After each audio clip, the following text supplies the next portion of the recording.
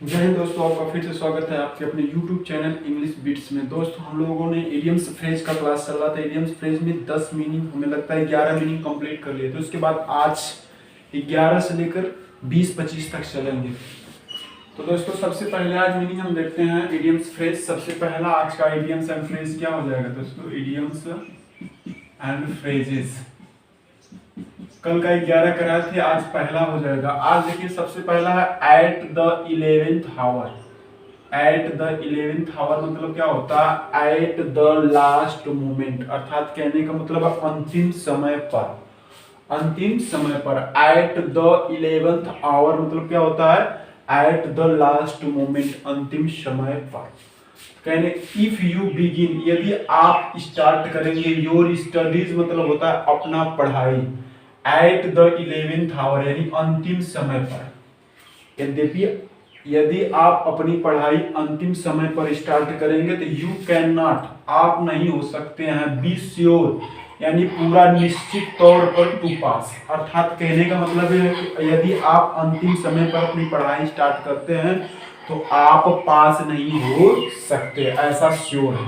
तो eight the 11th hour मतलब होता है एट द लास्ट मोमेंट। याद हो गया होगा। नौवां देखिए, कह रहा है at a stone's throw.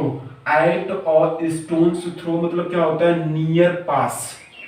Near होता है एट ए स्टोन्स थ्रो, अर्थात कहने का मतलब जितना अधिक दूर आप कंकड़ पत्थर फेंक सकते हैं। तो कंकड़ पत्थर बहुत करेंगे तो आप कितना फेंकेंगे? 50 मीटर, 60 मीटर, 70 मीटर, वही होता है ना जितना पास होता है। इसका मतलब क्या जाएगा? पास। एट अ स्टोन्स थ्रो मतलब होता है नियर। नियर मतलब होता है पास। तो योर अंकल लिव्स, आपके अंकल जी रहते हैं एट अ स्टोन्स थ्रो मतलब होता है कुछ ही दूरी पर। फ्रॉम माई हाउस, मेरे घर के पास, अर्थात आपके अंकल जी मेरे घर के पास रहते हैं। एट अ स्टोन्स थ्रो मतलब होता है नियर या पास। थर्ड दिया एट लार्ज। एट लार्ज मतलब होता है फ्री अर्थात स्वतंत्र। एट लार्ज मतलब होता है फ्री अर्थात स्वतंत्र। तो स्वतंत्र कब होंगे? The prisoner is at large, यानी प्रिजनर क्या हो गया? कैदी जो हो गया वो स्वतंत्र हो गया।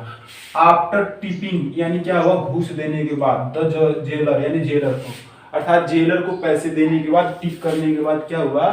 जो कैदी क्या हो गया?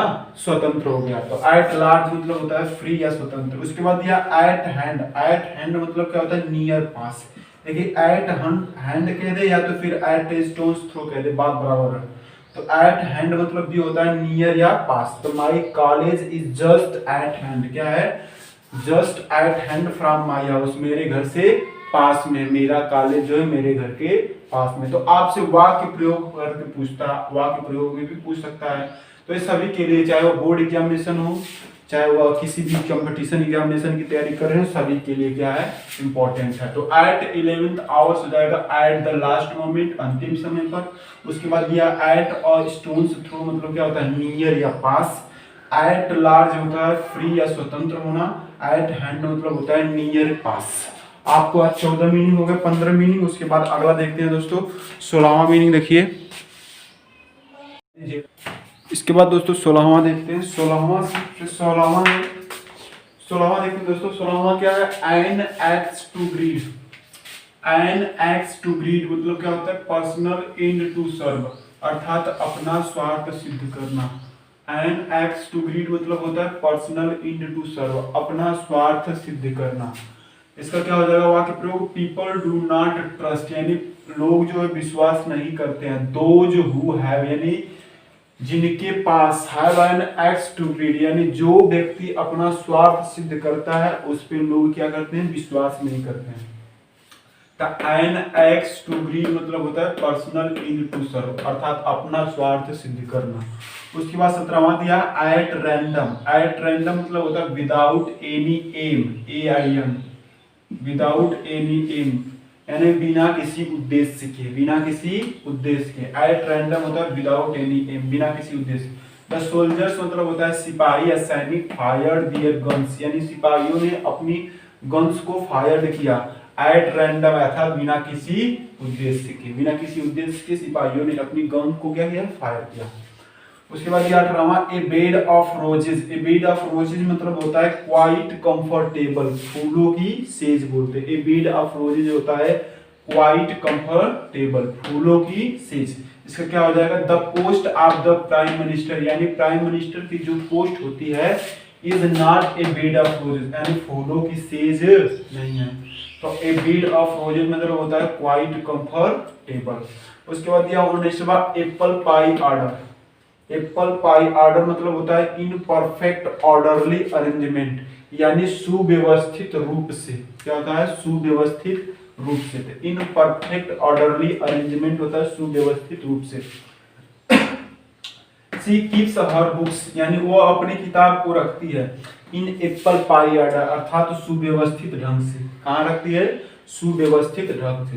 एप्पल पाई ऑर्डर मतलब होता है इन परफेक्ट ऑर्डरली अरेंजमेंट, सुव्यवस्थित रूप से वो अपनी किताब को रखती है सुव्यवस्थित। एक बार और देख लीजिए, एंड एक्स टू ग्रीड होता है पर्सनल इंड टू सर्व, अपना स्वार्थ सिद्ध करना। एंड एक्स टू ग्रीड होता है पर्सनल इंड टू सर्व, अपना स्वार्थ सिद्ध करना। उसके बाद 17वां है कि एट रैंडम होता है विदाउट एनी एम, बिना किसी उद्देश्य की। उसके बाद 18वां a bed of roses. A bed of roses मतलब होता है क्वाइट कंफर्टेबल, अर्थात फूलों की सेज होता है। Apple pie order, apple pie order मतलब होता है इन परफेक्ट ऑर्डरली अरेंजमेंट, अर्थात सुव्यवस्थित रूप से। उसके बाद दोस्तों 20वां देखते हैं। इसके बाद दोस्तों 20वां देखते हैं। इसके बाद दोस्तों 20वां देखते हैं। 20वां दिया है ऑल ग्रीक एंड लैटिन। 20वां दिया है all Greek and Latin. All Greek and Latin होता है वेरी डिफिकल्ट टू अंडरस्टैंड, अर्थात जिसे समझ पाना क्या हो, बहुत मुश्किल हो। तो ऑल ग्रीक एंड लैटिन हो जाएगा वेरी डिफिकल्ट टू अंडरस्टैंड, समझने में क्या हो, बहुत कठिनाई हो, उसको बोलते हैं ऑल ग्रीक एंड लैटिन। तो हिज लिटरेरी स्पीच, यानी उन्होंने जो दिया था भाषण, लिटरेरी मतलब होता है पढ़ा लिखा, उन्होंने जो भाषण दिया था was all Greek and Latin to most of us, यानी हम सभी को क्या हुआ, समझने में बहुत ज्यादा कठिनाई होती है। तो उन्होंने जो भाषण दिया था उस पर क्या हुआ था, हम लोगों को समझने में बहुत कठिनाई हुई थी। और लाफिंग स्टॉक, और लाफिंग स्टॉक होता है एन ऑब्जेक्ट ऑफ रेडिक्यूल, यानी क्या होता है, एन ऑब्जेक्ट ऑफ रेडिक्यूल मतलब होता है हंसी का पात्र होना। क्या होता है, हंसी का पात्र होना। और लाफिंग स्टॉक होता है एन ऑब्जेक्ट ऑफ रेडिक्यूल, हंसी का पात्र होना। तो हिज फुलिश आर्गुमेंट, यानी उन्होंने जो मूर्खतापूर्ण आर्गुमेंट किया, कहा, बोला, has made him a laughing stock of all, यानी उनको क्या बना दिया, सभी के बीच क्या बना दिया, हंसी का पात्र बना दिया। तो his foolish argument has made him a laughing stock of all.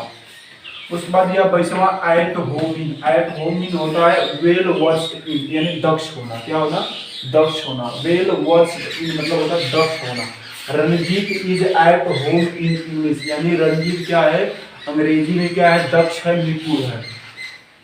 उसके बाद 23वां दिया अकाउंट फॉर। अकाउंट फॉर मतलब होता है टू बी रिस्पॉन्सिबल, उत्तरदायी होना। क्या होता है, टू बी रिस्पॉन्सिबल, उत्तरदायी होना। You must account for your loss, यानी तुम्हें अपने हानि पर क्या होना चाहिए, उत्तरदायी होना चाहिए, अवश्य होना चाहिए। You must account for your loss, यानी तुम्हें अपने हानि पर क्या होना, अवश्य उत्तरदायी होना चाहिए।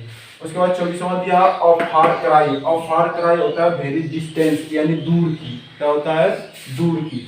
For India to control increasing population, यानी भारत को क्या करना होगा, कंट्रोल इंक्रीजिंग, यानी बढ़ते हुए जनसंख्या को रोकने के लिए। Is still a far cry, क्या है, बहुत दूर की बात है। अर्थात तो कहने का मतलब है कि भारत जो है, जो बढ़ते हुए पॉपुलेशन को रोकना, उसके लिए क्या है, बहुत दूर की बात है। तो India, for India to control increasing population is still far cry होता है, यानी बहुत दूर की बात है। तो ऑफ फार क्राई हो जाएगा वेरी डिस्टेंस, यानी दूर की। 20वां फिर से देखिए, 20वां दिया all Greek and Latin. All Greek and Latin होता है वेरी डिफिकल्ट टू अंडरस्टैंड, जिसे समझने में क्या हो, मुश्किल हो। उसके बाद 21वां दिया अ लाफिंग स्टॉक। अ लाफिंग स्टॉक होता है एन ऑब्जेक्ट ऑफ रेडिक्यूल, हंसी का पात्र होना। उसके बाद दिया 22वां at home in. At home in मतलब होता है well versed, well versed in मतलब होता है दक्ष होना। 23वां दिया अकाउंट फॉर होता है टू बी रिस्पॉन्सिबल, उत्तरदायी होना। 24वां दिया ऑफ फार क्राई मतलब होता है वेरी डिस्टेंस, यानी दूर की। तो दोस्तों आज हम लोगों ने 24 तक क्लियर किया, उसके बाद बाकी पार्ट अगले दिन देखेंगे। अगर आपको दोस्तों वीडियो पसंद आया हो तो लाइक शेयर और सब्सक्राइब कीजिएगा। जय हिंद, जय भारत।